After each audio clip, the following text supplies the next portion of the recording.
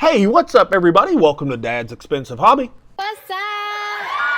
Today we are taking a look at the Marvel Legends Gamerverse Spider-Man 2 Black Cat. I finally got my hands on her at a Target, and she is the last member to get a review from this wave. Through the package, she looks pretty cool. The front of the box here is the typical Gamerverse box. A nice window on the front shows us the accessories and the figure. And on the side here, it's a nice little game render image of her. Doesn't look too bad. And on the back, of course, is another image of her and all the other figures that are in this wave. So all in all, you know, it's a pretty good package, but that is enough about this package. Let's get her out of the package and take a closer look at her. All right out of the box, I can tell you that there's going to be a few things we do need to go over, but otherwise she doesn't look too terrible. Let's see how tall she is really quick. To the top of her head, she is right at 6 inches, which would make the entire figure 15 centimeters. The Marvel Legends scale creep, as far as how much bigger the figures are getting, is a real thing for sure. But let's stand her next to some other figures really quick. Here she is next to the Gamerverse Black Suit Peter Parker, and he's a little bit taller than her, and I would assume, you know, that that's accurate, and they both look really good in their black and white. And let's get her next to the Gamerverse Kingpin, and he is an absolute monster, and I personally really like this figure. If you haven't checked out the video, check it out. And just to keep the theme black and white, here she is next to the Gamerverse Venom. And my God, is he a freak of nature. Look how huge he is. I think he's like 10 inches tall. Check out my video on him as well. But anyways, that is enough about comparisons for her. That's really all I've got. They look pretty good, but let's look further into the figure.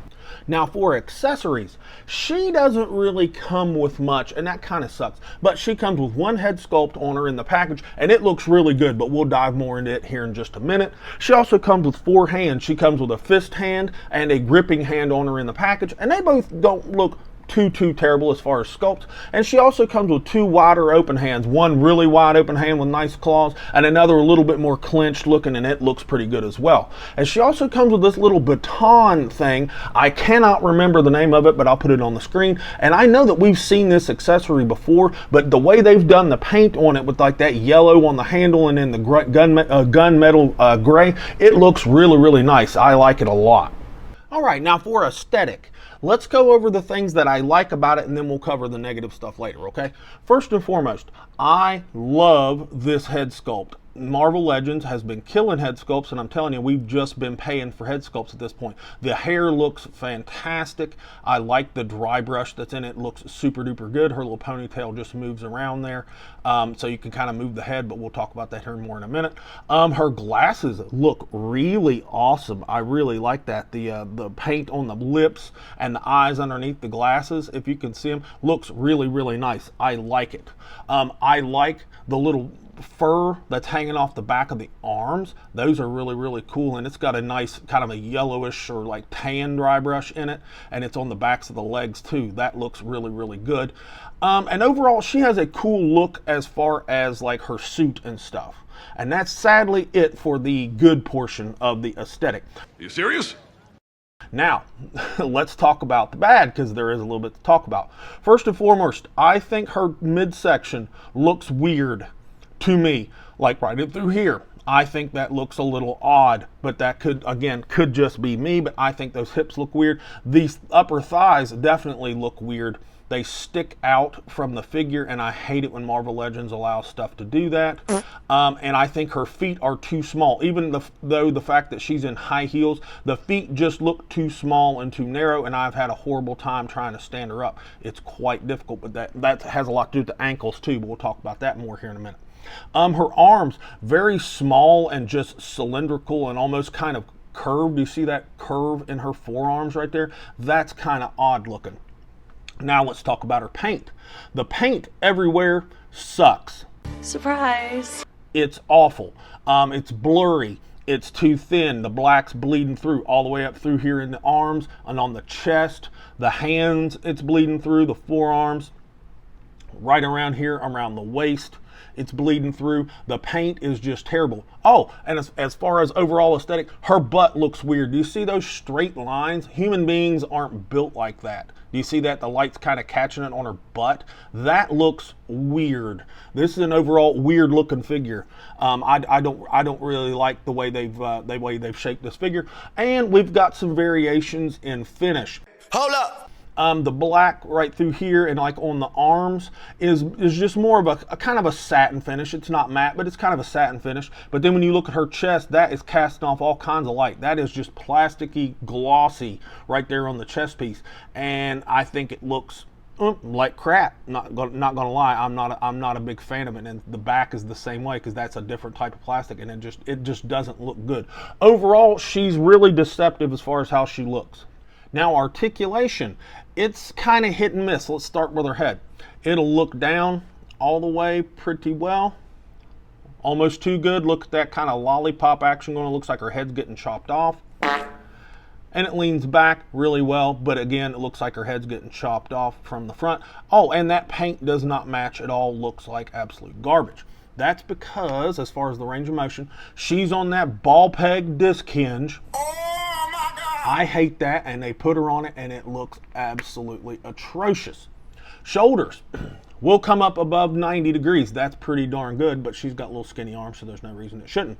Full 360 at the shoulder. No butterfly, I should say. Bicep swivel, that bicep swivels. Double jointed elbow, that looks terrible. No one's arm bends like that, but anyways. And the wrists are on a hinge. Now, diaphragm. She has a diaphragm break and an upside down ab crunch. So this is how far the diaphragm break will take you forward. Nil, none at all. It'll barely move back, and you don't really get any like tilt or pivot. That's just wiggle, but you do get plenty of twist out of it. Now the crunch portion right here for the ab crunch, it'll bring her forward pretty good. Little bit of lordosis going on down there, but nothing too bad.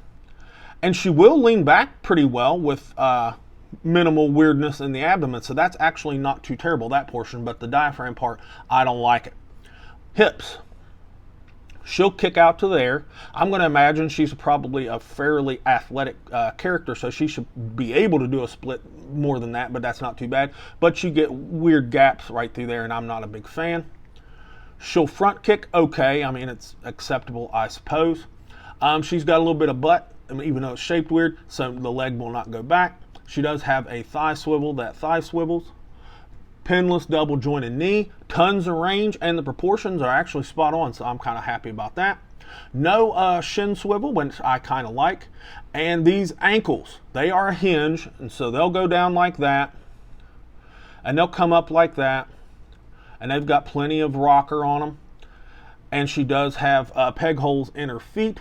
But these ankles, they don't adjust real well for standing her up. So I'm not a huge fan of that. Just keep that in mind. If you're trying to put her in any kind of poses, you're probably going to need a stand. And of course, she has no toe hinge. So overall, she doesn't move the best. She's definitely not the worst as far as articulation, but it could be better. All right, final thoughts on Black Cat here. She's okay. She's an amalgamation of all the Hasbro Marvel Legends problems. They are all right here in this one figure. Spotty joints, terrible paint, great head sculpt though, and iffy accessories. I'm going to give her a C just because her head sculpt is so good, and she does have a decent and kind of cool overall character look. So she's getting a generous C. And that's pretty much all I've got for her. She is the last figure in this Gamerverse wave for me to review. So she's, so it's done. As far as the winner, as far as my favorite character out of that wave, I will have to go with the Miles Morales Borrica suit. I think he looks the coolest, he moves the best, and has a decent set of accessories. So anyway, that's all I've got for her. Do me a favor, click on the video that popped up in the bottom left-hand corner of the screen, if you would. And with all that said, this has been Dad with Dad's Expensive Hobby, and I'll talk to you all in the next video.